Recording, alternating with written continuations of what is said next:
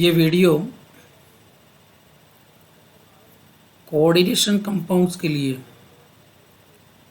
और coordination compounds में जो कॉम्प्लेक्स कंपाउंड्स के जो नोमेनक्लेचर होता है, उन सब कॉम्प्लेक्सेस के जो नाम है वो हम कैसे लिख सकते हैं और किस रूल्स और रेगुलेशन से वो नेम बनाए हैं, ये सारी बातें आज मैं करने वाला हूँ। दोस्तों, एक और बात बता दूँ, अगर आप बीएससी में पढ़ाई कर रहे हैं तो दोस्तों 3 इयर्स ऑफ बीएससी कोर्सेज जो होता है उसमें से बीएससी सेमेस्टर 2 वाले जो स्टूडेंट्स हैं उनको ये टॉपिक इनऑर्गेनिक केमिस्ट्री के पेपर में फर्स्ट यूनिट में ही आता है, कोऑर्डिनेशन कंपाउंड्स, जिसमें हम नोमेनक्लेचर कॉम्प्लेक्सेस के बारे में, वर्नर्स का जो लॉ है, वर्नर्स की जो थियरी है, वो सारा मुद्दा जो है वो वहाँ पर डिस्कस करना पड़ता है। तो दोस्तों, स्पेशली मैं ये कहना चाहता हूँ कि अगर आप बीएससी सेमेस्टर 2 में स्टडी कर रहे हैं या बीएससी सेमेस्टर 4 में स्टडी कर रहे हैं, तो ये दोनों सेमेस्टर्स में ये टॉपिक जो है कोऑर्डिनेशन कंपाउंड्स कहीं ना कहीं आपको पढ़ना ही है, क्योंकि बीएससी सेमेस्टर 2 में फर्स्ट यूनिट में आता है। वहाँ पर वर्नर्स का जो थियरी जो पूरा है उसमें आप कॉम्प्लेक्सेस की पढ़ाई करते हो और क्रिस्टल फील्ड थियरी की पढ़ाई करते हो, यानी कि पूरा यूनिट 1 जो है उसके ऊपर ये वीडियो बनाया है। और बीएससी सेमेस्टर 2 के जो स्टूडेंट्स हैं वो भी अपने फर्स्ट पेपर में जो क्रिस्टल फील्ड थ्योरी की पढ़ाई करने जा रहे हैं उनको ये वीडियो बहुत बहुत काम आ सकता है। तो दोस्तों, शुरू करते हैं कोऑर्डिनेशन कंपाउंड्स का नोमेनक्लेचर एज पर IUPAC। ठीक है, क्योंकि IUPAC जिसका मतलब है international union of pure and applied chemistry. दोस्तों, IUPAC ने जो नाम सजेस्ट किए हैं या किसी भी कोऑर्डिनेशन कंपाउंड्स का जो नाम बनाना है तो किस नियमों के आधार पर हम उसका नामकरण कर सकते हैं, तो वो नामकरण नोमेनक्लेचर करने के लिए ये वीडियो मैंने आपके लिए बनाया है। दोस्तों, नोमेनक्लेचर ऑफ कोऑर्डिनेशन कंपाउंड्स, यानी कि हम उसको कॉम्प्लेक्स कंपाउंड भी बोल सकते हैं, तो वो कोऑर्डिनेशन कंपाउंड से जो है उसके नोमेनक्लेचर के कुछ रूल्स है। वो रूल्स है, उसमें naming coordination compounds, cation named before anion as usual. दोस्तों, किसी भी कंपाउंड में एक केटायन होता है, यानी कि धन आयन होता है, पॉजिटिव आयन, एंड दूसरा एनायन होता है। तो हमें इस नोमेनक्लेचर में जो एक कोऑर्डिनेशन कंपाउंड है, कॉम्प्लेक्स कंपाउंड है, उसका नोमेनक्लेचर करने से पहले हमें ये रूल्स जानने पड़ते हैं। तो ये रूल्स में पहला रूल है कि before we name the coordination compounds, किसी भी कंपाउंड का हम नाम लिखे तो सबसे पहले हमें ये ध्यान में रखना है कि केटायन जो है, उस कंपाउंड में जो केटायन है उसका हमें नाम पहले लिखना है और उसके बाद में एनायन का नाम लिखना है। But transition metal atom in the complex is named last. ठीक है, अगर कॉम्प्लेक्स आयन होता है उसमें पूरा कॉम्प्लेक्स कंपाउंड जो है उसमें एक केटायन होता है, एक एनायन होता है। हो सकता है कि कॉम्प्लेक्स आयन जो है उसमें एक कॉम्प्लेक्स आयन केटायन भी हो सकता है, कॉम्प्लेक्स आयन एनायन भी हो सकता है। ठीक है, तो अगर कॉम्प्लेक्स आयन जो है उसमें ट्रांजिशन मेटल जो है वो ट्रांजिशन मेटल का हमें नाम सबसे लास्ट में लिखना है, और वो भी विथ ऑक्सीडेशन स्टेट। ठीक है, और ऑक्सीडेशन स्टेट को हम रोमन लेटर्स में लिखेंगे और वो भी ब्रैकेट में लिखेंगे। ठीक है, तो जो ब्रैकेट आता है उसमें रोमन लेटर में ऑक्सीडेशन स्टेट लिखनी है, जो भी उसमें ट्रांजिशन मेटल है उसकी। ठीक है, और अगर वो पूरा कॉम्प्लेक्स आयन केटायन है तो उसको फर्स्ट लिखना है, अगर वो एनायन है तो उसको लास्ट में लिखना है। लेकिन कॉम्प्लेक्स आयन जो भी है उसमें हमें ट्रांजिशन मेटल का नेम लास्ट में करना है। ठीक है, अब देखिए, naming of coordination compounds cation named before anion, वो तो हमने जान लिया। अब आगे की बात करते हैं, anion ending for transition metal will be ATE।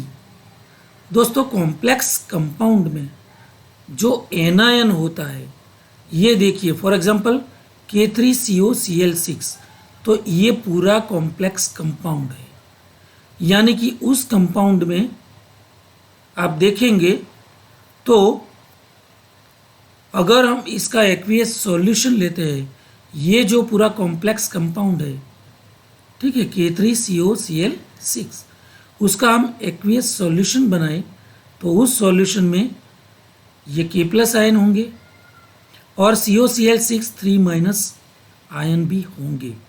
तो यहाँ देखिए, ये एनायन के रूप में कॉम्प्लेक्स आयन है, ये जो पूरा कॉम्प्लेक्स आयन है वो एनायन के रूप में है, क्योंकि यहाँ -3 वैलेंस है और केटायन पोटेशियम है। तो अगर एनायन जो है कॉम्प्लेक्स एनायन के रूप में है तो उसमें ट्रांजिशन मेटल जो है, वो ट्रांजिशन मेटल जो है उसका एंड हमें ATE यानी कि ATE प्रत्यय बाद में लगाना है। वो ट्रांजिशन मेटल के नेम के पीछे हमें ATE प्रत्यय लिखना होता है, यानी कि कोबाल्ट कोबाल्टेट बनेगा। ठीक है, क्योंकि यहाँ पर कॉम्प्लेक्स एनायन है तो हम हेक्साक्लोरोकोबाल्टेट बोलेंगे।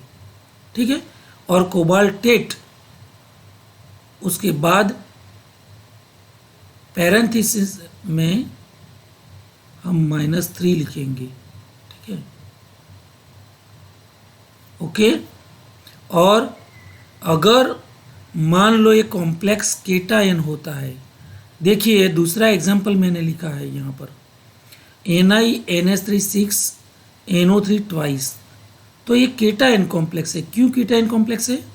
अगर हम इस कॉम्प्लेक्स कंपाउंड का एक्वियस सॉल्यूशन प्रिपेयर करते हैं, बनाते हैं, तो वो एक्वियस सॉल्यूशन में देखिए उसका आयोनाइजेशन कैसे होता है, तो ये कॉम्प्लेक्स केटायन बनता है NiNH3 यानी कि यहाँ पर एक केटायन के रूप में हमें मिलता है और उस एक्वियस सॉल्यूशन में NO3 एनायन के रूप में मिलता है।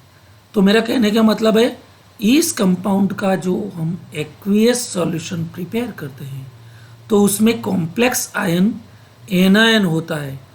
अगर एनायन होता है कॉम्प्लेक्स आयन, तो ये ट्रांजिशन मेटल के पीछे ATE प्रत्यय लगाना होता है नोमेनक्लेचर के दौरान।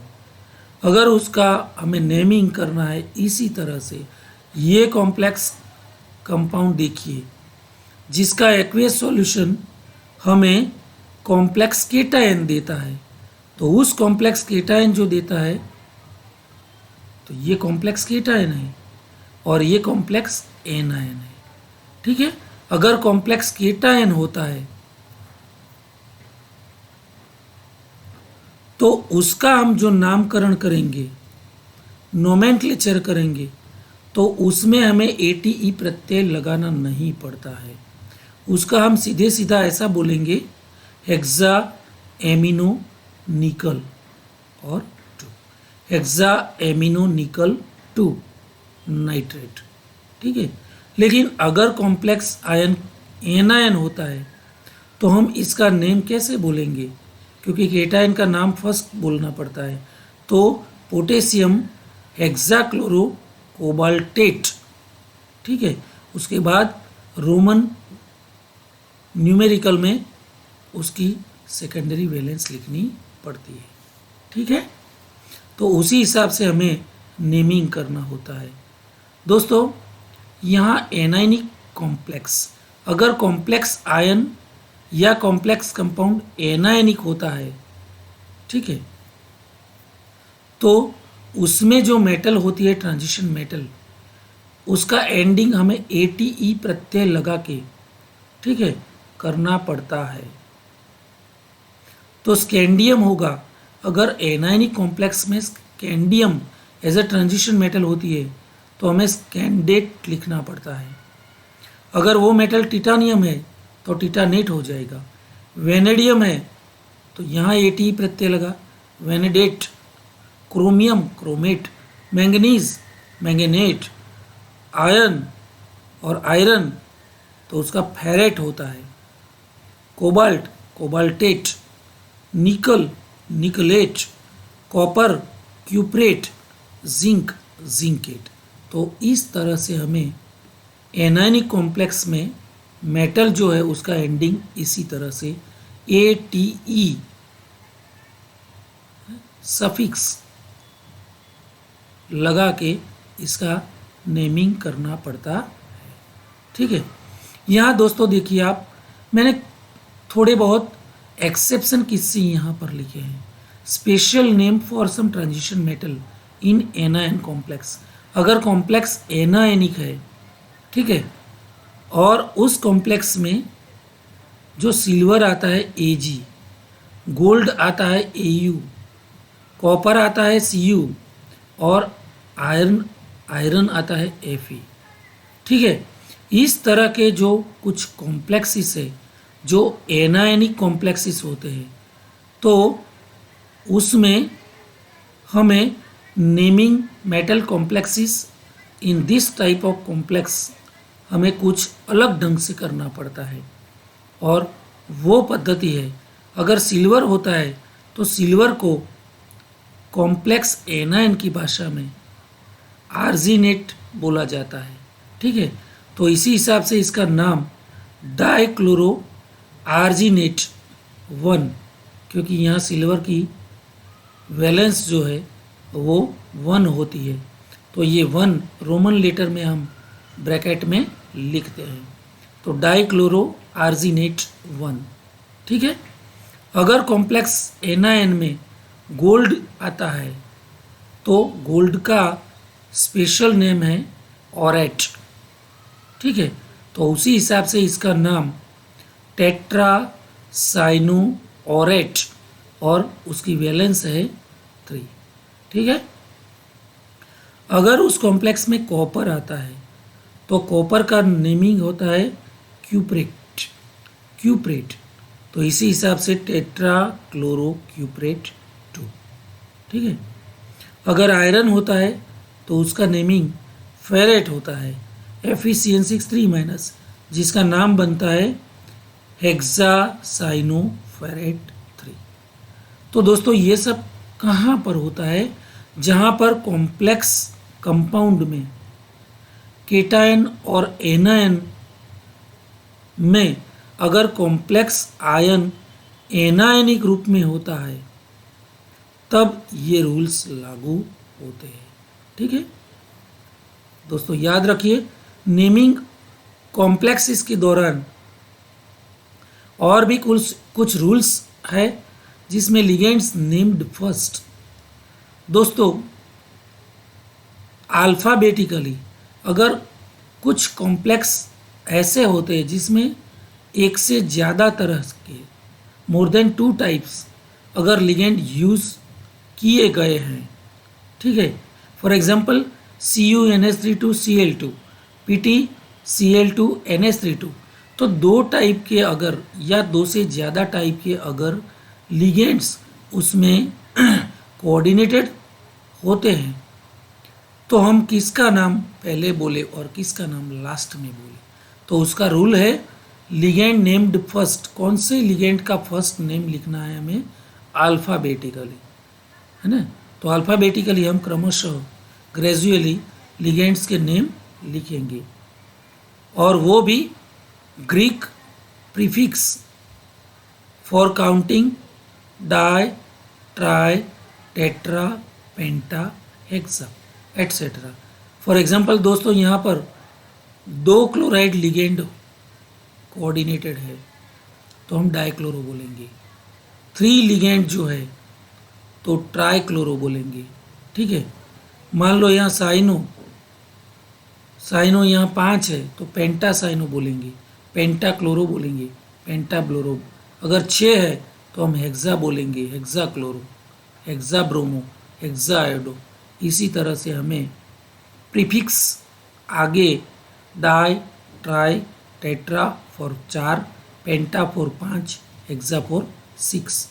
सो di chloro, tri bromo, tetra iodo, penta cyano, hexa nitro, इसी हिसाब से हमें इसके नेमिंग करने हैं।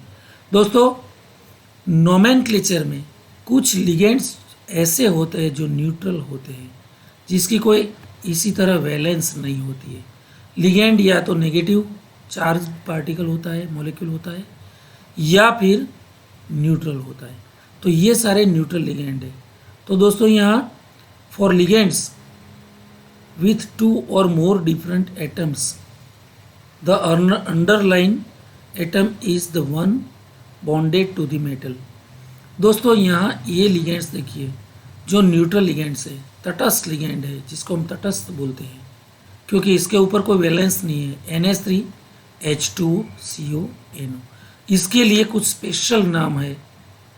NH3 को हम एमाइन लिखेंगे, H2O को हम एक्वा बोलेंगे, CO को हम कार्बोनिल बोलेंगे, और NO को नाइट्रोसिल लिगेंड बोलेंगे, ठीक है। और इसमें जो अंडरलाइन किया हुआ एटम है वो एटम अपनी लोन पेयर इलेक्ट्रॉन जो है वो जोड़ी मेटल आयन को डोनेट करता है, ठीक है। दोस्तों, और कुछ नोमेनक्लेचर के जो सिद्धांत है उसमें एनायनिक जो लिगेंड्स होते हैं, लिगेंड एज एनायन, तो उसमें सफिक्स ओ लिखना पड़ता है। कब?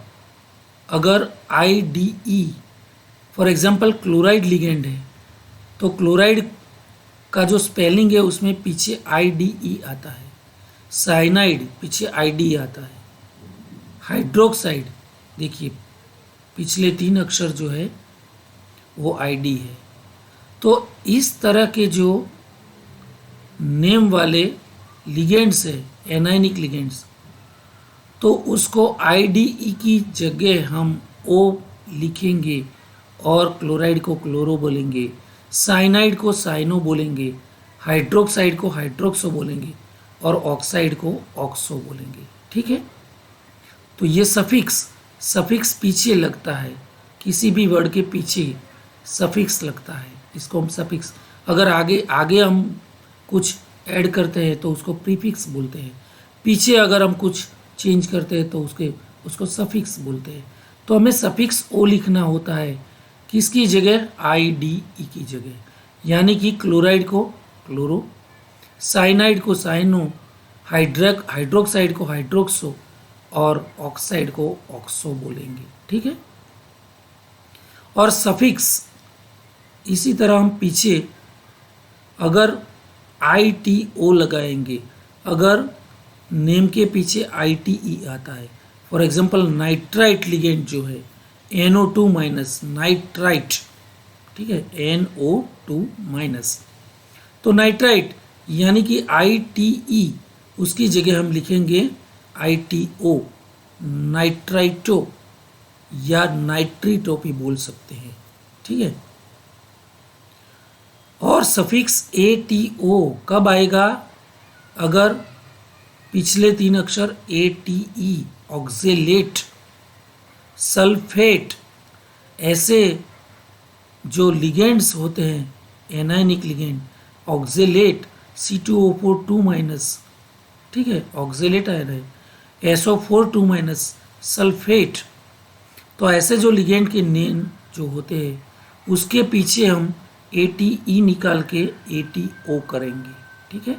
ऑक्जेलेट को हम बोलेंगे ऑक्जेलेटो और सल्फेट को बोलेंगे सल्फेटो, ठीक है।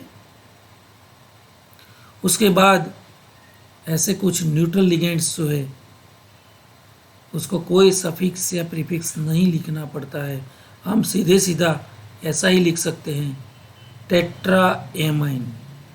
टेट्रा एमाइन यहाँ देख सकते हैं आप, ये न्यूट्रल लिगेंड है एमाइन, ठीक है। लेकिन ये जो H2O लिगेंड है उसको हमें एक्वा या एक्को एक्वा, ठीक है, उसका स्पेशल नाम है। यहाँ देखिए न्यूट्रल लिगेंड दूसरा NH3, तो हमने लिखा है एमाइन, और 4 है तो टेट्रा एमाइन, है ना। टेट्रा, टेट्रा फॉर 4 एमाइन, और H2O 2 है यहाँ पर, तो टेट्रा एमाइन डाई एक्वा, ठीक है। और ये पूरा केटायनिक रूप में कॉम्प्लेक्स है तो हम कॉपर 2 आयन लिखेंगे, tetra amine di aqua copper 2। देखिए यहाँ दोस्तों क्यूप्रेट नहीं लिखा है, क्यों क्यूप्रेट नहीं लिखा है? क्योंकि ये एनायनिक नहीं है, ये केटायनिक है, इसलिए कॉपर का कॉपर ही रखा है। So this is the final name, tetra amine, tetra amine di aqua copper 2, ठीक है। तो यहाँ पर भी देखिए निकल कार्बोनिल है ये, और वो भी न्यूट्रल लिगेंड है, ठीक है। तो निकल कार्बोनिल ही बोलेंगे, टेट्रा कार्बोनिल निकल, टेट्रा कार्बोनिल निकल, ठीक है। और ये MNO, देखिए MNO। तो ऐसे न्यूट्रल लिगेंड जो है जिनके नाम चेंज नहीं होते हैं दोस्तों। यहाँ पर एक लास्ट रूल बताया है, which atom on the ligand donate its lone pair. दोस्तों यहाँ ये तो टेट्रा एमाइन और ये 5 है तो पेंटा एमाइन, ठीक है।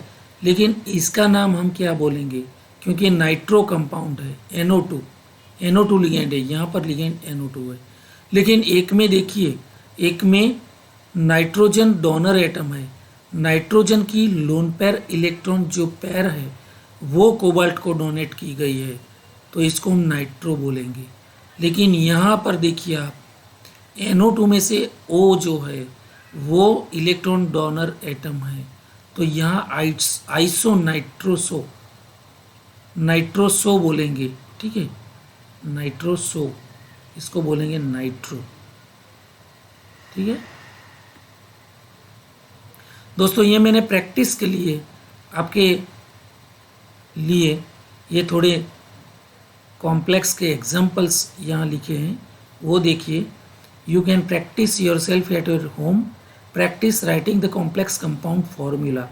दोस्तों यहाँ मैंने IUPAC नेम लिखे हैं, आपको इसकी फॉर्मूला लिखनी है कि इसकी फॉर्मूला किस तरह से लिखी जा सकती है, तो प्रैक्टिस करिए। दोस्तों यहाँ पर मैंने क्वेश्चन लिखा है, correct name for the complex Na2NiCN4।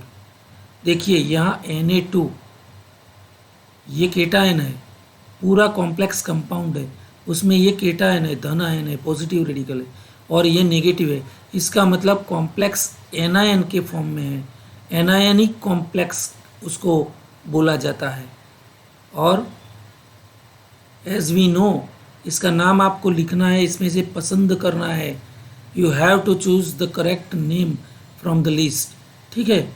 तो ये केटायन का नाम पहले बोला जाता है, एनायन का नाम बाद में बोला जाता है।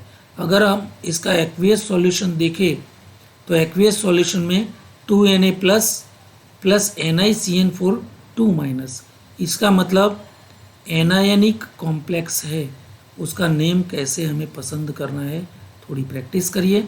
दोस्तों नोमेनक्लेचर के इस पहले वीडियो में अगर आपको नोमेनक्लेचर का ये रूल्स एंड रेगुलेशंस, मैंने आपको बहुत सारे बहुत इम्पोर्टेंट एग्जांपल्स जो है उसके ज़रिए समझाने की कोशिश की है। अगर आपको ये वीडियो अच्छा लगा हो तो इस वीडियो को लाइक कीजिए और अलग अलग आपके जो ग्रुप्स है उसमें कुछ शेयर कीजिए ताकि बहुत सारे स्टूडेंट्स तक मेरा ये वीडियो पहुँचे और maximum number of students can be benefited from this video. I hope you will like, share and subscribe my channel. Thank you.